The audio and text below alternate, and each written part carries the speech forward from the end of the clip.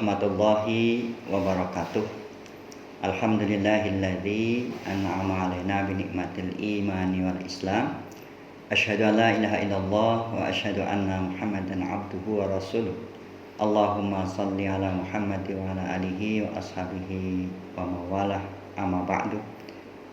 Para pemirsa yang dirahmati Allah, alhamdulillah pada saat ini kita bisa berjumpa kembali dengan Ramadan tahun 1441 Hijrah ini yang cukup memprihatinkan bagi umat Islam.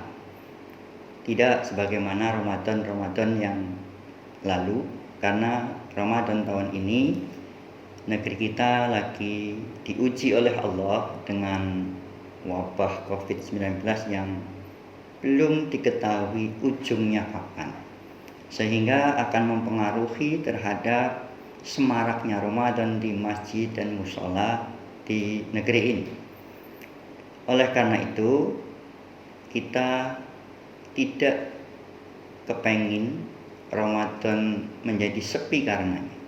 Maka model alternatif yang harus kita jadikan solusi agar Ramadan penuh makna, maka kita perlu dakwah sebagaimana biasanya Ramadan yang lalu. Hanya saja dakwah kita hanya melalui media, bukan melalui buka bersama atau sahur bersama.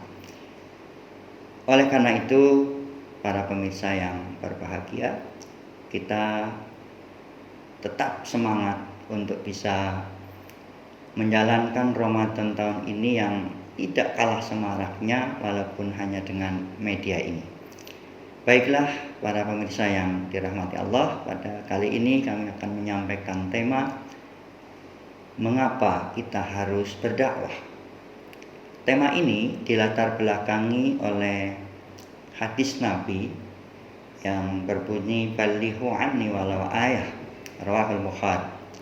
Sampaikanlah dariku walaupun hanya satu ayat, hadis riwayat Bukhari. Meskipun kita hanya baru tahu satu ayat Al-Quran atau satu hadis Nabi Sallallahu Alaihi Wasallam, maka kita wajib untuk menyampaikan apa yang kita ketahui itu kepada orang lain. Dan hadis ini memuat dorongan yang sangat kuat bagi setiap orang Islam tanpa kecuali untuk bisa berdakwah. Sehingga siapapun, profesi apapun tentu bisa dakwah.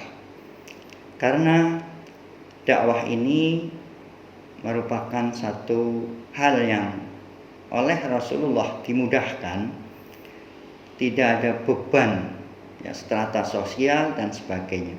Jadi siapapun di dalam berdakwah itu menyampaikan ajaran Islam adalah sebuah warisan dari Rasulullah Sallallahu Alaihi Wasallam, di mana umat ini oleh Allah pun dijadikan umat dakwah. Sebagaimana ayat yang sangat populer di tengah-tengah kehidupan kita, surat Ali Imran ayat 104, Allah berfirman, A'udzubillahi minasyaitonirrajim, wal takum minkum ummati yad'una ilal khairi wa ya'muruna bil ma'rufi wa yanhauna 'anil munkar. Dan hendaklah ada di antara kamu segolongan umat yang menyeru kepada kebajikan, menyuruh kepada yang ma'ruf dan mencegah dari yang mungkar. Merekalah orang-orang yang beruntung. Quran surat Al-Imran ayat 104.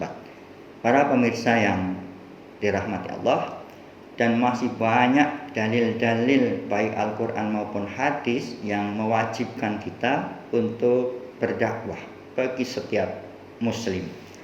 Dan tentu saja dakwah yang dimaksud adalah dakwah dalam arti yang luas, yaitu mencakup setiap bentuk ajakan kepada kebenaran, ajakan kepada kebaikan dalam kehidupan kita sehari-hari. Jika kita menampilkan Ya, sebagai seorang muslim dimanapun kita berada dan menunjukkan akhlakul karimah, itu pun sudah merupakan bagian berdakwah. Maka dakwah di jalan Allah merupakan sebuah kebutuhan pokok bagi setiap manusia. Karena tanpa dakwah manusia tentu akan tersesat di jalan Allah. Tanpa dakwah manusia pasti akan mengalami kerusakan moral, keamburadulan sosial, dan lain sebagainya. Oleh karena itu, perlu kita ingat bahwa para nabi dan para rasul itu diutus oleh Allah menjadi manusia pilihan dalam setiap fasenya, tiada lain hanya untuk menyampaikan risalah dakwah ini. Para pemirsa yang dirahmati Allah, jika dalam kehidupan masyarakat kok tidak ada dakwah, maka kita bisa melihat bagaimana sejarah saat itu orang-orang jahiliyah ketika belum diutus Nabi Muhammad SAW, mereka itu amat sangat rusak ya dalam tatanan sosialnya, dan mereka di dalam berbuat dan bertindak selalu menuruti hawa nafsunya. Oleh karena itu, dakwah ini tentu butuh diadakan dalam lini kehidupan kita. Lalu apa pentingnya bagi kita yang sudah memeluk agama Islam dengan dakwah ini? Tidak bisa kita pungkiri bahwa yang namanya manusia itu pasti punya kelemahan, punya kekurangan, di samping ada kelebihan. Maka dengan dakwah ini, kelemahan-kelemahan kita, kekurangan-kekurangan kita bisa diminimalisir dengan adanya saling ingat mengingatkan, saling nasihat menasihati. Sebagaimana Allah pun memerintahkan tentang ini di Quran surat Al-Ashr pada penghujung ayatnya, watawassaw bil haq watawassaw bis sabr.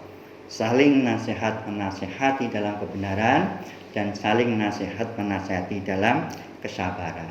Sehingga kelemahan-kelemahan kita, kekurangan-kekurangan kita tentu akan tidak dibiarkan begitu saja.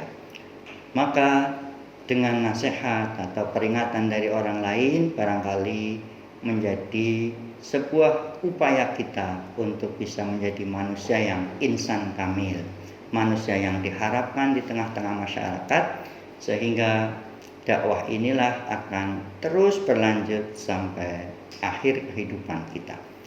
Sehingga boleh jadi peringatan dari orang lain, nasihat dari orang lain itulah menjadi jalan diturunkannya hidayah oleh Allah Subhanahu wa Ta'ala. Demikian yang bisa kami sampaikan. Mudah-mudahan bermanfaat. Billahi taufiq wal hidayah. Assalamualaikum warahmatullahi wabarakatuh.